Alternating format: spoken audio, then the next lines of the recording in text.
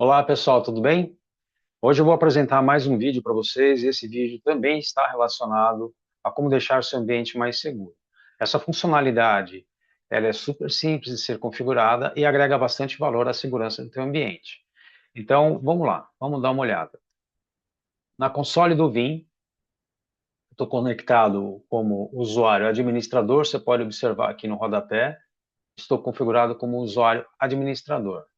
Então, o primeiro passo que eu vou fazer aqui nesse caso, eu vou mostrar para vocês os usuários que eu criei no meu ambiente, no meu Windows, né? Eu criei local esses usuários.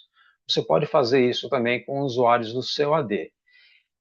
Por questões de segurança, se você quiser utilizar o AD, é importante você criar um segundo domínio no teu AD, e esse segundo domínio ele fica dedicado somente aos componentes da sua infraestrutura. Tanto a sua infraestrutura de backup, por exemplo, quanto a tua infraestrutura virtual, tua infraestrutura de gerenciamento. Tudo isso ficaria dedicado num segundo AD, separado do AD de produção. Você consegue minimizar bastante, diminuir bastante a superfície de ataque. Perfeito? Então, aqui nesse caso, eu tenho já dois usuários criados, eles são usuários dessa própria máquina, usuário local. Tem um usuário chamado Security Officer e um outro Vim Admin. Eles foram criados no meu Windows. Bom, então agora eu conectado como administrador, basta eu adicionar esses dois usuários ao Vim.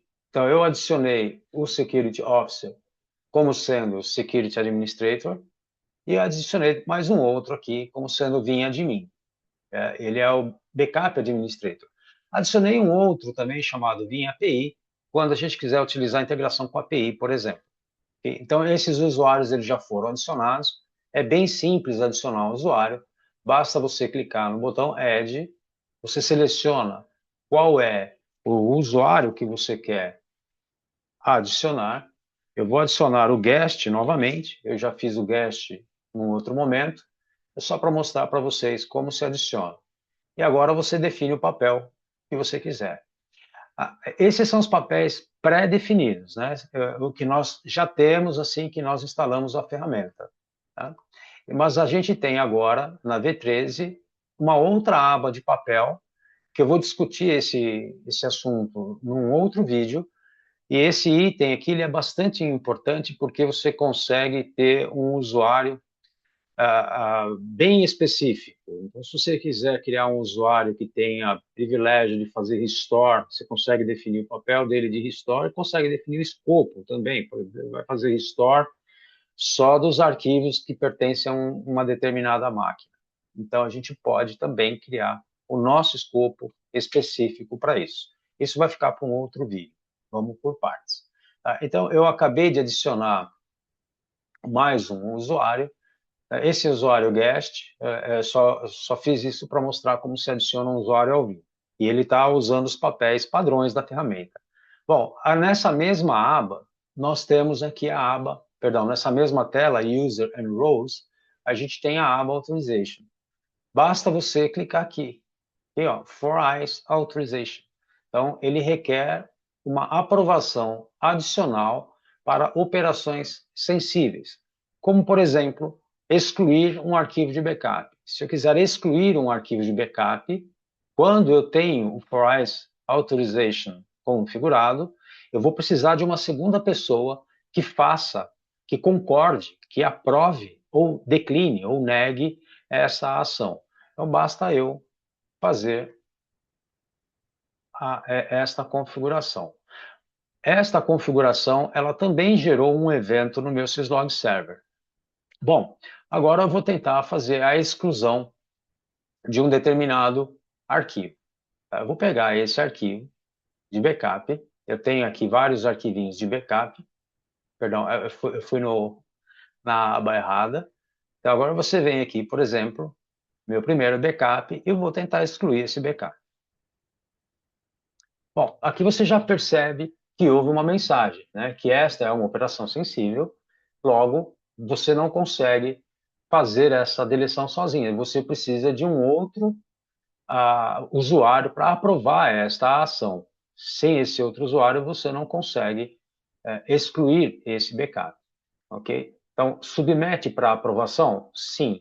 Quando você submete para aprovação, esta ação ela vai ficar pendente, ou seja, você não consegue efetivamente deletar somente com uma pessoa. Agora você precisa de uma segunda pessoa para poder fazer a exclusão desse backup.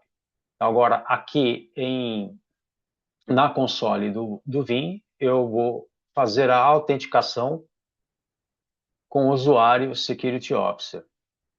Vou fazer a conexão na ferramenta, uso meu segundo usuário, que nesse caso aqui é o Security Officer, que eu vou utilizar, e a senha que eu atribuí no meu sistema operacional. Sign in. Bom, assim que conectar, eu vou a tela, a interface gráfica do usuário com o perfil de Security Officer, ela é bem restrita. O Security Officer é utilizado para fazer aprovações apenas. O Security Officer ele não tem capacidade de fazer a criação de job, de criar um repositório, de criar um proxy. Observe aqui, né? Então ele só tem essas capacidades aqui, o Home e History, que você pode observar. Então aqui ele não consegue, de fato, fazer a configuração do produto. Bom, aqui está sinalizado para esse perfil uma aprovação pendente. Então, na hora que você seleciona a aprovação pendente, aqui na Working Area, você pode dar um direito de mouse, rejeita, ou você vai, não quero que isso aconteça, ou aprova. Se você clicar em Approve, aquele backup será deletado. Ele vai ser deletado, evidentemente, porque ele reside numa mídia mutável, ou seja, uma mídia que permite a deleção. Ainda a gente vai ver como funcionam as mídias imutáveis, ou aquele conceito que a gente já tem há um tempo nos cartuchos LTO, que é o chamado WORM, né? Write Once, Read Many. Hoje a gente tem o Write Once, Read Many para os repositórios em disco, né? A gente vai falar bastante sobre isso ainda. Tá? Então aí você pode aprovar ou rejeitar. Tá? No meu caso eu vou aprovar e o processo vai ser executado. Ou seja, aquele backup não existe mais para mim, ele foi excluído. Tá? Então a gente pode observar que ele foi excluído, pegar por aqui, não está mais aqui aquele backup que eu excluí. Bom, nesse momento, foi também uma mensagem para mim, syslog. Tá? Agora eu vou tentar desativar esta funcionalidade. Então, vamos pensar que a pessoa resolveu desativar a funcionalidade de 4 olhos. Então, eu me conecto como administrator e ele vai pedir também a autorização de um security officer. Basta a gente se conectar, ele já pede essa autorização. Então, esse processo de utilizar uma segunda pessoa para concluir a atividade é bastante importante. Tá? E é algo super simples de ser feito. É bem simples de ser feito. Então, em Authorization, se eu desmarcar essa opção para tentar desligar o segundo usuário para fazer as aprovações das atividades sensíveis, ele pede aqui que eu preciso de uma autorização. Então, veio aqui para o menuzinho de autorização, agora eu tenho que me conectar novamente com o usuário Security Officer para poder fazer aceitar ou não aquela função. Então, vamos conectar com o usuário Security Officer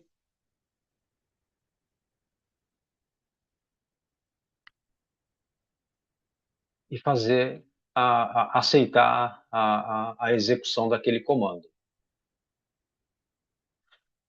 Só estou mostrando para vocês o processo de ativar e desativar e também no final eu vou sumarizar com os logs e os e-mails que foram encaminhados para a gente. Então é importante você tenha na tua empresa uma pessoa que faça essas aprovações para essas atividades sensíveis. Então aqui ele pede para desabilitar, então eu venho e aprovo ou rejeito, né? Não quero aprovar essa ação. Okay? Bom, feito isso, vamos dar uma olhadinha no nosso servidor Syslog. Então aqui você consegue observar as mensagens de e-mail que chegaram para a gente, para mim no meu caso, e olha só, várias mensagens relacionadas à segurança aqui. Né? Então aqui descreve exatamente o que foi feito nessas ativações e desativações. E as de warning, o que é interessante aqui, no caso desse meu Visual Syslog Server, ele já marca com uma corzinha diferente. Fala assim, olha, esse é um warning que teve, então a gente consegue observar alguma coisa anormal aí. Como eu disse no meu vídeo anterior, você tem que ter um tratamento desses eventos. Não adianta você simplesmente enviar para um servidor syslog sem que você faça um tratamento, ou seja, avaliar se é uma mensagem que pode te provocar algum dano ou não, fazer correlacionamento de mensagens, criar alertas, enfim, todas as funcionalidades que um servidor syslog nos traz. E aqui também tem as mensagens de e-mail pendente de autorização. Né? Então, você sabe que alguém fez alguma coisa e essa mensagem ela está aqui escrita para nós. Né? Você consegue verificar o conteúdo dessa mensagem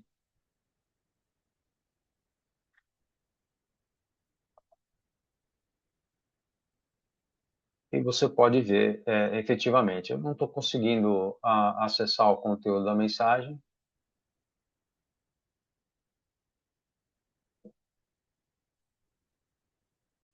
Ok, aqui está o conteúdo da mensagem, né? Que eu não consegui abrir a mensagem, agora abri.